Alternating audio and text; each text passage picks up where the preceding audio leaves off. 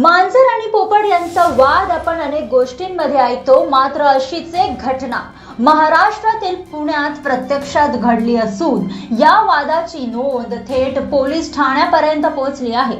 शहरातील ताडीवाला रोड परिसरात मांजर आणि पोपटाच्या कारणांवरून दोन शेजाऱ्यांमध्ये वाद निर्माण झाला आणि त्याचे रूपांतर तुफान मारामारीत झाले। या प्रकरणी मांजरीचा मालक दिनेश रंगराव पोत्ताबतोनी याच्या विरोधात पोलिसांनी गुन्हा देखील दाखल केलेला आहे आणि याच घटनेनंतर अभिषेक सिंग यांनी पोलीस ठाण्यात तक्रार दाखल केली। पोलिसांनी तक्रारीची दखल घेत दिनेश रंगराव पोत्ताबतोनी यांच्या विरोधात गुन्हा नोंदवला असून प्रकरणाचा पुढील तपास अद्यापही सुरू आहे आणि मांजर आणि पोपटाच्या कारणांवरून शेजाऱ्यांमध्ये एवढा मोठा वाद होऊन मारामारी झाल्याची चर्चा सध्या परिसरात रंगली आहे। पुणे शहरात क्षुल्लक कारणांवरून वाद वाढून मारहाण आणि गुन्हेगारी घटनांमध्ये प्रमाण वाढत असल्याची चिंता आता पुण्यातील नागरिकांमध्ये व्यक्त केली जात आहे।